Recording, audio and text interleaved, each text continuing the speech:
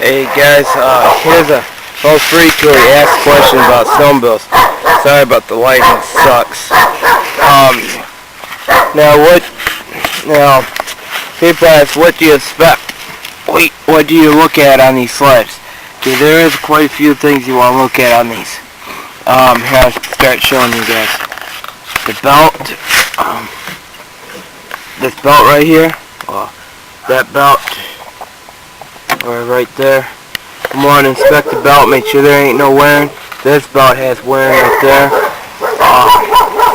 Inspect your fuel line from here, you got that, all the way down to there. Inspect all your airlines, this one. Then you go down to your fuel pump, it's right there where I'm showing you. Inspect that. If you got liquid cool, inspect all your lines, this. Hold up. Inspect your coolant. Make sure there's enough. Inspect this airline. Inspect your wires, your spark plugs. Make sure all your head bolts are good. Check your coolant for your gear. Check the carburetor. Make sure it's clean. Inspect. Make sure your gaskets ain't leaking here. Mine are. What else? Check the muffler. Make sure there ain't no holes. Check your pull rope, which I modified mine. Check all your wiring. Make sure it's good. Now, here's a neat one. Okay, here's a question. How do you inspect these? Okay, this one I'm showing here has a blowing shock. The way you inspect that is, you put up on jack stands. Now, if your ski drops, then you gotta drops quick. You got a bad shock. If it drops slowly like this side here drops slowly, that means that's good. Now, another thing is, these skis, how you make sure there ain't no rust on these. Hold up, I'm gonna show you guys something here.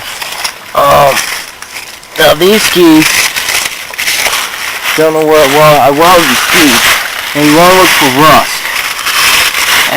Can't really show you.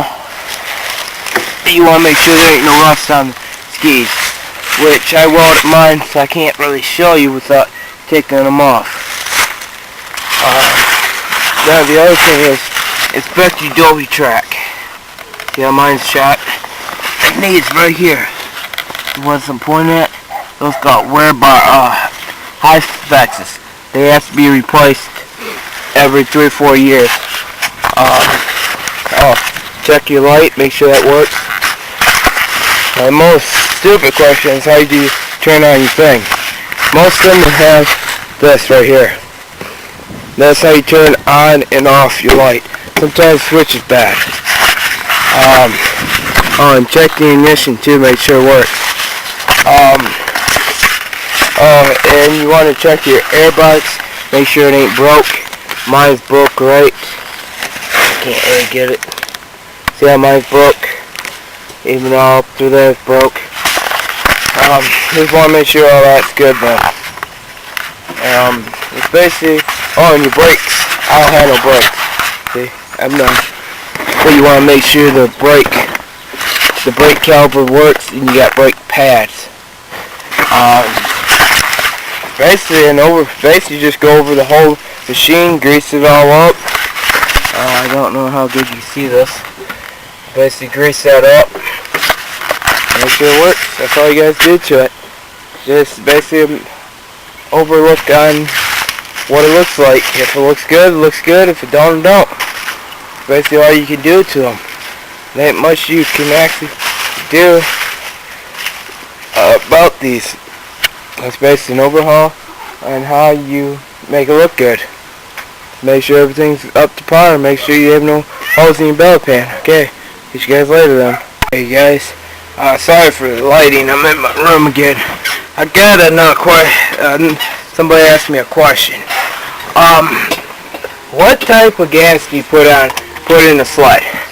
Hey, they were talking about they have a sled that says it needs leaded fuel. Alright, I talked to a guy that's been in business for 70 years. he says it doesn't matter what type of fuel you put in it.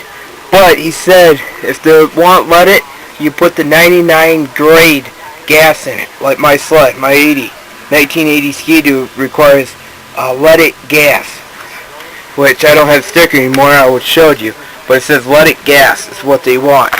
Now the oil that they recommend to run is this right here. Is Marathon Marine two-stroke engine oil. This is for snowmobiles, outboard, motorcycles, power mowers, chainsaws. This is a TCW3. Reason why they recommend this is for, you guys can't really see it, but I'll show you what I'm talking about. It says for injector or premix in two-cycle engines. That's basically what you would need to use. That's what I ran in my sled, and my sled ran a lot better with that oil. But tell you what, the coil pack didn't like it much, because I took the coil pack out. That's why I didn't do no more videos on that sled. Which I'll be getting the sled in the garage and the motor tore down and see what's going on with the rings and crap. We need you guys on that, because I'm not a two-stroke expert, but I know about fuel ratio. It's the same thing in a car. When a car requires leaded gas, you put 99 grade in it. Like my 82 Bonneville, it requires leaded fuel. I have to run 99 grade in the summer and 95 grade in the winter. It's the way it runs. Expensive in the summer, but cheap in the winter. Thank God. But this year is going to kill me with gas prices. Almost $5 a gallon. But I'll let you guys go then. I'll let you guys later then. Peace. Alright guys, here's another question. I just got it from a friend of mine. He asked what's the difference between leaded and unleaded. Well, the difference between leaded and unleaded is unleaded is not high performance, it's just regular gas, and leaded is just for high performance. It gives you more octane. That's all leaded and unleaded is. More octane or less octane. Like all your gas nowadays has not a lot of octane like back in the 70s and the 80s. Like when my dad was running his hot rod, his Cuda, his 69 Barracuda with the deuces up on top, that he had to run leaded fuel, which gave him more octane to run during his running of that car. Nowadays, it's not leaded, it's unleaded fuel, which means less octane, which sucks, because a lot of your older vehicles need to run octane in them. It's like, basically what leaded is octane boost. That's all it is. So, like a lot of your sleds nowadays, your older sleds needs octane in them. But a lot of people have adapted them to run lower octane. Like my sled, it would run a lot better if I had more octane in it, and also would run better if I had the oil injector running in it. But I don't know I don't know what's wrong with the oil injector. I don't know anything about that, which is what I'm going to try to do this year, is try to get the oil injector running, put the oil injector back on my sled, and put 99 grade oil in it this winter, or 99 grade gas in this winter in runner, if I can afford putting 4 motors back on the road this year. But I have no clue if I'm able to do it, because I got a lot of money and I'm only getting $200 a month from the state. I won't get into why I'm getting only $200 a month from the state, but that's what's going on. So that's basically the frequently asked question from people. That's all the difference between non-octane and octane fuel.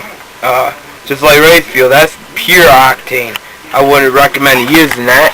But if you guys have a racing car, that's what they run, pure octane. So I'll catch you guys later then.